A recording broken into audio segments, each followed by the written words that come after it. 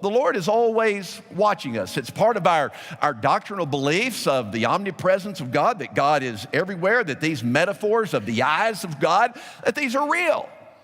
Not in a literal sense of eyes, but the sense that God knows. God is omniscient, God, omniscient. God knows all things. God is present. God is watching.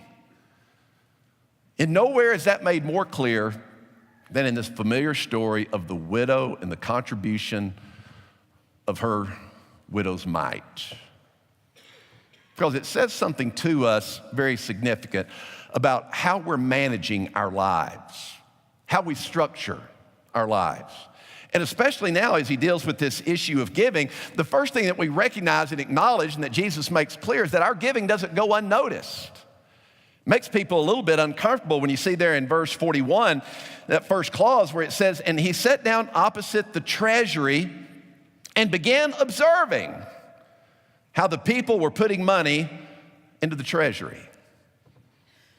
Now, Jesus, if you go back and read the preceding verses, Jesus has just completed a very significant section of teaching his disciples.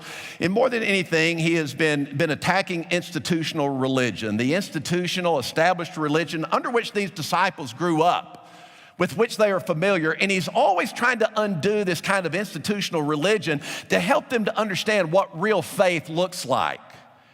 And he's gone after the very heartbeat of the leadership of the temple. He's already said, beware of the scribes in verse 38. Beware of the scribes who like to walk around in long robes and like respectful greetings in the marketplaces and chief seats in the synagogues and places of honor in at banquets, who devours widows' houses, who take advantage of the poor, who have no heart for the poor. And yet Jesus is going to use a widow to be the hero of his story in his emphasis on giving and stewardship.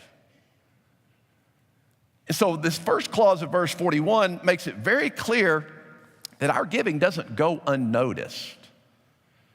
That what Jesus did 2,000 years ago, as he postured himself to look there at the treasury so he could watch people give. And the treasury was set up in the court of women.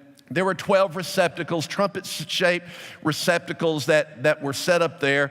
And people would come by and drop into these copper or brass receptacles in somewhat ways of ostentatiousness and show. They would drop their offerings in, especially the wealthy, so that they could be seen and gain the applause of men. And so Jesus was a people watcher. Jesus loved to watch people. He was a student of people. And so he noticed as he postured himself, he sat there and watched people.